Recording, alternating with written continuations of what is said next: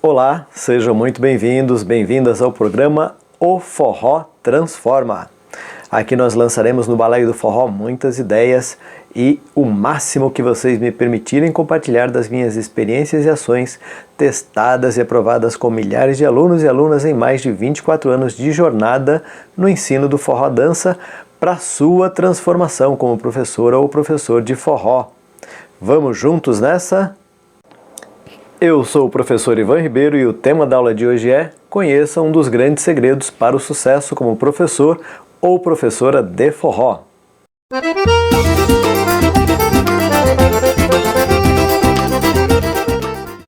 Vamos pensar juntos sobre qual segredo é esse?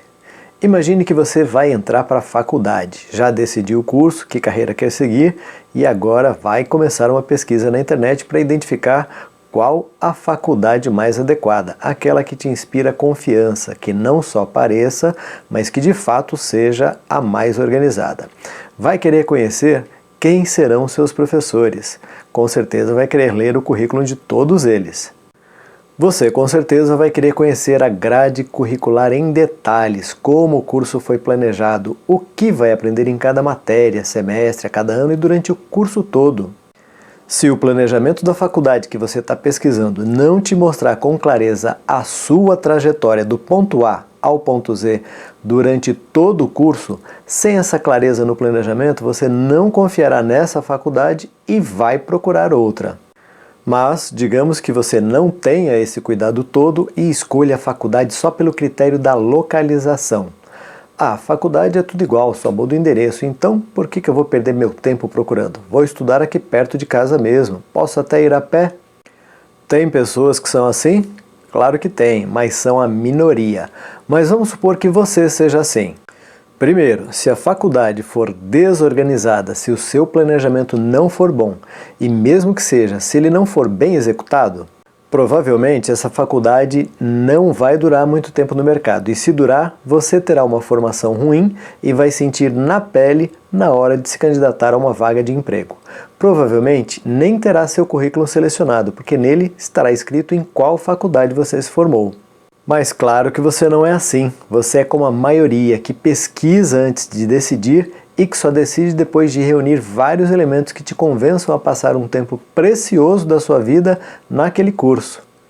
Pois é, uma parte muito importante para a sua tomada de decisão é a percepção de organização e seriedade da instituição, o planejamento claro da grade curricular da faculdade. Saber o caminho que vai trilhar é fundamental para um aluno decidir se vai entrar e se vai continuar em um curso. E com absoluta certeza, isso também vale para o ensino da dança. Ter um planejamento, um passo a passo bem definido que diga ao aluno com clareza qual é a jornada que ele vai ter é fundamental para ele como aluno e para você como professor. Primeiro, você precisa saber que os alunos vêm para suas aulas com medos, insegurança, vergonha, e você vai precisar ter sensibilidade e muitas habilidades para ajudá-los a superarem essas barreiras iniciais. E tão importante quanto é você saber por que os alunos vêm para suas aulas. Sempre no início dos meus cursos de capacitação para professores, após receber cada um na porta com um sorriso, um abraço, chamando cada um pelo nome, no início da primeira atividade, geralmente eu pergunto por que os seus alunos vêm para suas aulas. Em geral, a maioria responde algo do tipo: eles vêm para aprender a dançar, para desestressar, para se divertir. Mas será que esses são os reais porquês dos alunos? Eu sou formado em Educação Física e durante 10 anos trabalhei em uma grande academia de alto padrão em São Paulo, a Companhia Atlética. Lá eu trabalhei por 2 anos como professor contratado da musculação, depois me demiti da condição de professor contratado e trabalhei por mais 8 anos como personal trainer autônomo. Um dia, quando a companhia estava completando 17 anos de existência, durante uma reunião para professores e colaboradores, o dono e gestor perguntou: por que as pessoas vêm para a academia? Os professores responderam: eles vêm para fazer atividades físicas, para ficarem bem condicionados, para serem saradões, saradonas. Mas o gestor provocou reflexões dizendo: eles vêm para fazer amigos. Meus amigos, se para uma academia de ginástica os alunos vão fazer amigos, entendam como isso é relevante para aqueles que buscam uma aula de forró.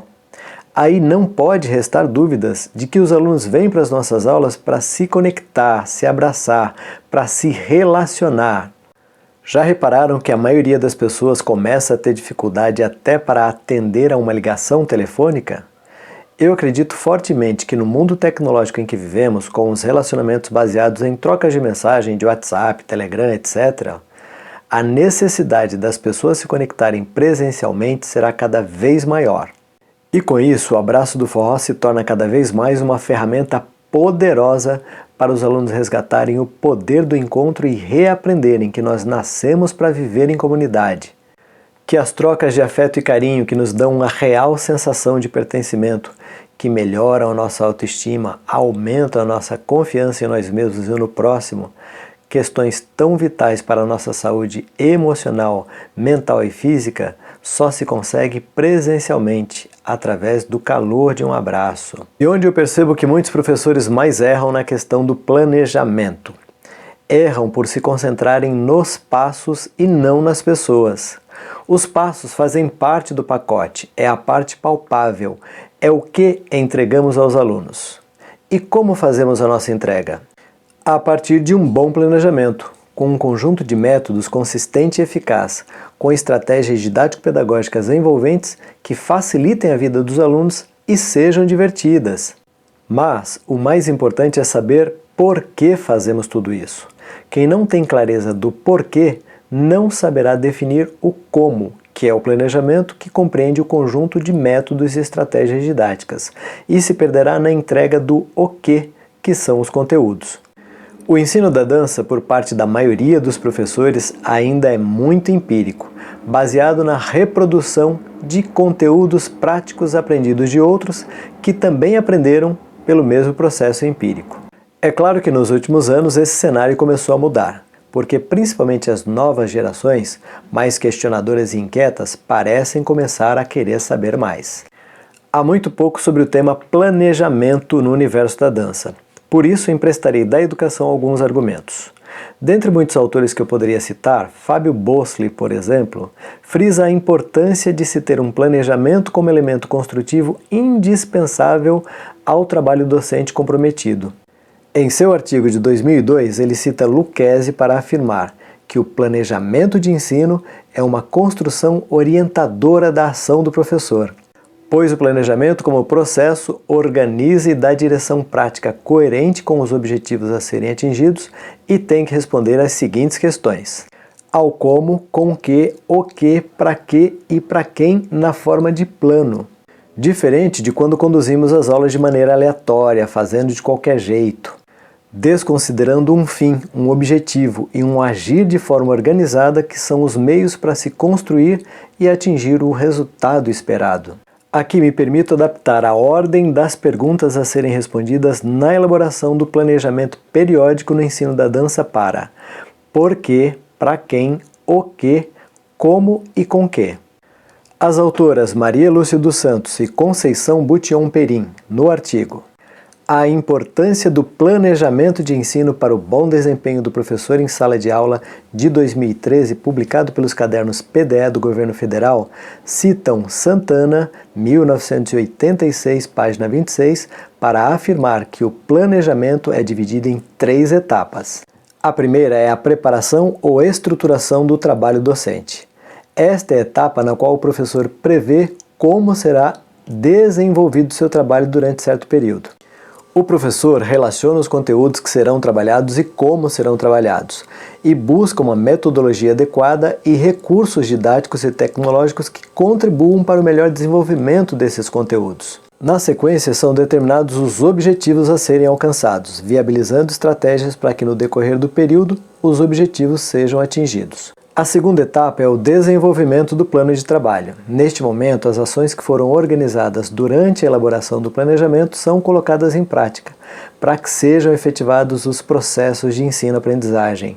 O trabalho constante e bem direcionado do professor será fundamental para que o aluno construa novos conhecimentos ou transforme o conhecimento existente, passando do senso comum a um conhecimento organizado e sistematizado. A terceira etapa é a do aperfeiçoamento. Nesta etapa, fazemos a verificação se os objetivos traçados foram alcançados e fazemos as correções na aprendizagem de acordo com o desempenho e as necessidades dos alunos. E como eu cheguei à conclusão da necessidade de um planejamento para o ensino do forró? Bem, quando eu cheguei na dança em 1996, eu tive a oportunidade de ter aulas com diversos professores e diferentes ritmos. E logo percebi, por ser da educação física e apaixonado pela docência, que muitos, a maioria na verdade, era sim muito apaixonado pela dança, mas tinha um foco principal na dança pessoal. Eram poucos os professores que tinham foco nos alunos, ou seja, tinham um planejamento, método e didática orientadas para o desenvolvimento dos alunos. Percebendo essa carência nos professores e aproveitando os conhecimentos da minha formação, mesmo antes da minha primeira aula em setembro de 96 como professor de forró do Remeleixo, eu rascunhei meu primeiro planejamento de ensino, inicialmente para um período de 8 semanas. Em meu primeiro planejamento, eu considerei de cara por que eu estava me tornando professor. Eu queria ajudar aquelas pessoas a se relacionarem através da dança. Só que eu sabia que primeiro eles precisariam vencer a própria timidez, assim como eu. Mas também sabia que aprender a dançar para eles seria libertador, assim como havia sido para mim. Em segundo lugar, eu considerei quem seriam os potenciais alunos. Seriam jovens, geralmente entre 18 e 30 anos, de classe média, residentes na região metropolitana de São Paulo e que frequentavam a casa para se relacionar. Mas eu tinha que considerar que, num ambiente em que a moeda de troca, a mais valiosa, é a dança, a maioria deles esbarraria na dificuldade de não saberem dançar. Terceiro, como eu faria isso? Através de um planejamento, metodologia e didática que consideravam como objetivos, primeiro, a socialização. Desde a primeira aula eu já pensava em dinâmicas que favorecessem a que os alunos se conhecessem o mais rápido possível, apesar da dança. Também, desde as primeiras aulas, eu sempre estimulei os alunos a desenvolverem a percepção musical básica de andamento e ritmo. No planejamento, eu também previ o desenvolvimento de habilidades básicas como consciência corporal e coordenação motora na aprendizagem dos fundamentos e dos movimentos da dança, além de comportamento postural e comportamento social na dança. E em quarto lugar, eu considerei o que ensinaria nessas 8 semanas para atingir os objetivos propostos no planejamento. E aí considerei o abraço, a conexão de um com o outro, a conexão de ambos com a música, a condução e a resposta, as 4 primeiras bases estruturais, as ligações entre elas, os 8 primeiros giros, as ligações entre eles e também a conciliação das bases com a célula rítmica para melhor aproveitamento musical.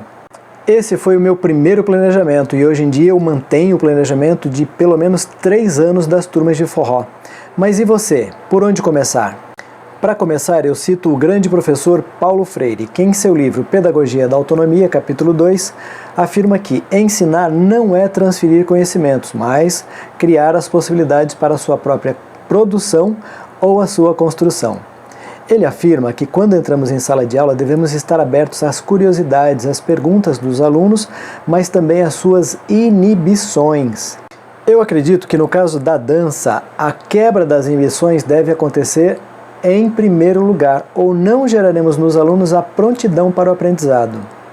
Vocês estão lembrados do planejamento de 8 semanas que eu falei há pouco? Pois bem, lá eu começo pelas dinâmicas de socialização. E por quê? Elas são ferramentas maravilhosas para encurtar os caminhos para os reais objetivos dos alunos. Lembrando que eles vêm para as nossas aulas para fazer amigos, para se relacionar. Infelizmente, alguns professores não dão a devida atenção para essa fase, que eu considero a mais importante e que deve ser tratada em primeiro lugar. Para aprender a ponto de se transformar e enquanto se transforma ir transformando o meio em que vive, o aluno de dança precisa estar pronto para dar o primeiro passo. Mas será que os alunos chegam em nossas aulas disponíveis e prontos para a produção ou a construção de novos conhecimentos? A disponibilidade e a prontidão não acontecem só pelo fato deles estarem presentes. Eles precisam demais da nossa ajuda para quebrar toda uma série de inibições, de dificuldades iniciais que eles têm de relacionamento. Reforço que no mundo das tecnologias e relacionamentos superficiais em que vivemos, É cada vez maior as chances de termos em nossas salas alunos verdadeiramente analfabetos corporais, com dificuldades extremas de se relacionar, não só com os outros, mas com o seu próprio corpo. Agora eu pergunto, como você vai ensinar alunos com esse nível de dificuldade? Professores que não dão a devida atenção à socialização estão de cara negando aos alunos o que eles vieram buscar em suas aulas. Professores focados em passos em vez de focar nas pessoas vão encontrar grande dificuldade em atingir os seus objetivos. Maior dificuldade ainda em atingir os objetivos dos alunos. E sabem o que é pior? Serão professores que vão frustrar os sonhos de aprender a dançar de muita gente. Professores devem ser como jardineiros que semeiam boas sementes e regam, observam, orientam e acompanham as transformações que brotam das sementes plantadas. Como artesãos do conhecimento, devem buscar aprender sempre, plantando em si mesmos as sementes da curiosidade e da busca eterna por novos saberes. Bons professores de dança são mestres em regar os sonhos de seus alunos e inspirá-los a superarem os próprios limites. São especialistas em conduzir os alunos pelos caminhos da autodescoberta corporal, respeito ao próximo e reconexão com o melhor das relações humanas. E como você organiza isso? Para orientar o seu planejamento, responda primeiro as seguintes perguntas. Por que você decidiu ser professor ou professora? Segundo, quais são os reais porquês dos seus alunos? Baseado no seu porquê e nos porquês dos alunos, responda quais são os objetivos gerais do seu curso no período, por exemplo, de um ano.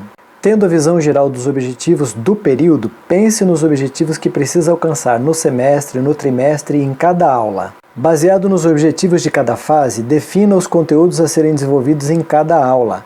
Mas lembre-se que nas primeiras aulas, enquanto os alunos ainda estão se conhecendo, os conteúdos devem ser apresentados, tratados de forma leve, lúdica e divertida. Mais uma vez, reforço aqui a pergunta. O que os alunos vêm fazer em nossas aulas? Na minha opinião, vêm fazer amigos. Então, professores, deem aos alunos o mais rápido possível o que eles vieram buscar. Sejam excelentes anfitriões, recebam cada um na porta com um sorriso, um abraço. Faça com que cada aluno se sinta único e especial para você. Durante as aulas, por mais que você tenha a turma lotada, faça de tudo para que cada aluno tenha pelo menos um momento de atenção especial só para ele. Se você não estiver conseguindo dar atenção coletiva e pelo menos um breve momento de atenção individual, talvez a turma esteja cheia demais para você. Numa sala lotada, a dupla de professores tem que trabalhar como equipe para conseguir dar essa atenção coletiva e individual para toda a turma. Eu tenho sim alguns exemplos de como fazer isso. Durante os cursos de capacitação em forró, quando eu falo aos professores para darem atenção individual aos seus alunos, alguns demonstram preocupação e acham que não vão dar conta. Mas eu explico que não se trata de ficar exclusivamente com um aluno por 1, 2, 3 minutos e esquecer os demais. O olhar geral deve estar atento a todos, mas através do olhar geral, o professor deve ser capaz de identificar aqueles alunos com necessidades específicas e, de preferência, com uma abordagem para o grupo, uma abordagem geral, conseguir sanar a dúvida daquele aluno em especial. Essa estratégia é poderosa, pois o aluno sabe que tem dificuldades. E quando utilizamos recursos didáticos para o grupo, mas que produzem o resultado de superação daquela dificuldade daquele aluno em especial, ele fica muito feliz, porque de certa forma ele sente que conseguiu sozinho. No fundo, ele sabe que você teve todo o cuidado de usar uma abordagem coletiva para sanar uma dúvida dele. E aí ele fica também muito agradecido por não ter a sua dificuldade evidenciada, já que foi tratada no coletivo. É claro que no momento oportuno eu chego perto e faço um elogio. Reforço nele a percepção de que estou atento e sutilmente faço ele saber que aquele momento da aula foi especialmente para ele. Em geral eu digo, muito bom fulano, parabéns, você está indo muito bem. Ou continue assim, o movimento está ficando ótimo. Mas cuidado, nunca faça elogios que não sejam sinceros e verdadeiros, pois os alunos são muito sensíveis e intuitivamente saberão que você está mentindo. Sejam mestres em encontrar motivos verdadeiros para elogiar. Todos os alunos precisam de reforço positivo, mas há muitas diferenças entre eles.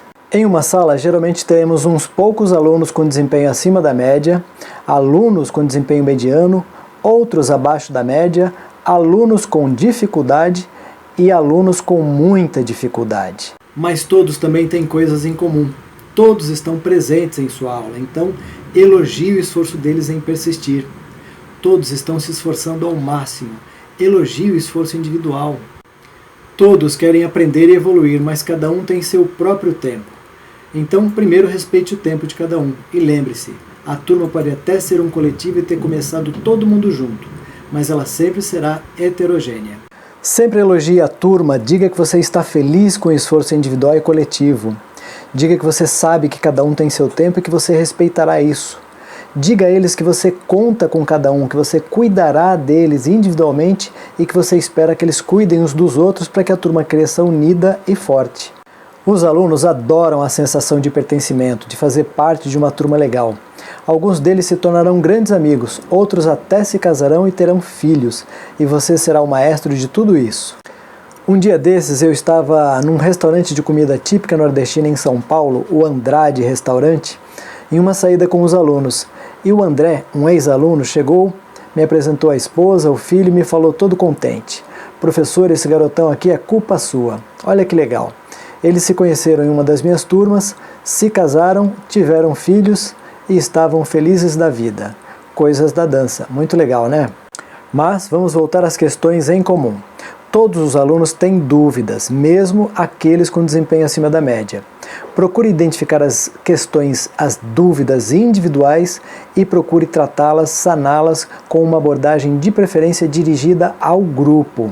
Caso a dificuldade permaneça, use recursos e abordagens específicas para aquele aluno em especial. Mas faça isso em um breve momento, enquanto os alunos praticam durante uma música, e às vezes é necessário que seja de forma discreta, porque alguns alunos não lidam bem com a exposição das suas dificuldades. Se você acha difícil, precisará observar os professores mais experientes em ação e aprender com eles. Mas lembre-se, a abordagem que funciona para um pode ser inútil para o outro. Então, você terá que ter sensibilidade, variados recursos e continuar estudando sempre. Tem uma frase que eu acho massa, li na internet em algum lugar. Se você decidiu ser professor, então está condenado a estudar para sempre. Todos querem se sentir evoluindo em cada aula, e se nós não formos capazes de suprir essa necessidade, os alunos podem desistir. Por isso, temos que nos tornar cada vez mais mestres em encontrar motivos sinceros e verdadeiros para elogiarmos sempre. Me incomoda quando vejo um professor sem planejamento porque, para mim, fica evidente, estampado no rosto dele, refletido nos alunos que estão todos perdidos, sem saber de onde vêm, como estão ou onde estão e para onde vão. E qual o maior benefício em ter um planejamento? O planejamento é o seu roteiro na condução dos processos de ensino-aprendizagem, e com ele você nunca se sentirá perdido. E para quem ainda tem dúvida se planejar é importante, vou citar outra frase que li na internet e também achei massa. Se você tem um planejamento, alguma coisa pode dar errado, mas se você não tem, alguma coisa pode dar certo. Ou seja, seu planejamento para ser bom tem que ser posto em prática e tem que ser flexível, estar aberto a correções constantes em função de inúmeras variáveis. E sim, alguma coisa pode dar errado, mas é só corrigir o curso e seguir em frente, porque você tem um roteiro.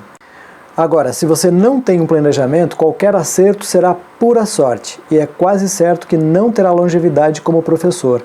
E se tiver, a sua carreira com certeza não será bem sucedida. Eu te pergunto, o que vale mais? Continuar fazendo como você faz e ter os mesmos resultados, ou ter um planejamento eficaz a partir de hoje e começar a colher resultados diferentes? Pense, reflita, a carreira é sua. Mas e quando é o melhor momento para você começar? Eu sempre digo que o melhor momento é o agora. Entre em ação. Comece a escrever agora mesmo suas ideias de como você cuidará dos seus alunos a partir de hoje. Como você organizará os conteúdos em planos de aula uma a uma. Defina os objetivos de cada aula, mês, trimestre, semestre, ano. Baseado nos conteúdos do primeiro ano, comece a pensar os conteúdos do segundo e do terceiro ano, porque agora você corre o risco de ter turmas que duram anos, porque com um roteiro nas mãos você sempre pode expandir. Por fim, de quanto em quanto tempo você precisa ajustar o seu planejamento? Eu não tenho uma resposta para essa pergunta, porque, como eu disse, o planejamento tem que ser bem definido, mas também aberto e flexível a ajustes constantes. Para mim funciona assim: quanto mais eu estudo e, sobretudo, quanto mais eu presto atenção nas perguntas e nas respostas dos meus alunos, mais eu sinto necessidade de ajustar o planejamento. Por exemplo, o curso de capacitação em forró, pelo qual já passaram mais de 500 alunos, que teve sua primeira edição em 2016 e agora em 2020 terá a 17ª edição, já passou por revisões 17 vezes nesses 4 anos, e em todas elas eu fiz alterações e ajustes importantes. Em resumo, se você já embarcou nessa viagem maravilhosa que é o ensino do forró dança e já tem um planejamento, revise e amplie seus horizontes. Se você não tem um, pare e comece o seu primeiro planejamento. Você não precisa saber tudo sobre o tema. Lembre-se, toda boa caminhada começa com o primeiro passo, e o feito é melhor que o perfeito. E se você ainda vai embarcar nessa viagem como professora ou professor de forró, comece pelo planejamento, defina a sua rota. Com certeza a viagem será mais segura. Haverá turbulência sim, mas isso é bom, te ajuda a não se acomodar. Mas com certeza você aproveitará muito mais as belezas desse caminho. Muito obrigado por ficarem comigo até aqui. Todas as terças teremos vídeo novo no Instagram, Facebook e YouTube. Se você ficou com alguma dúvida, mande pelo direct no Instagram, @professor Ivan Ribeiro.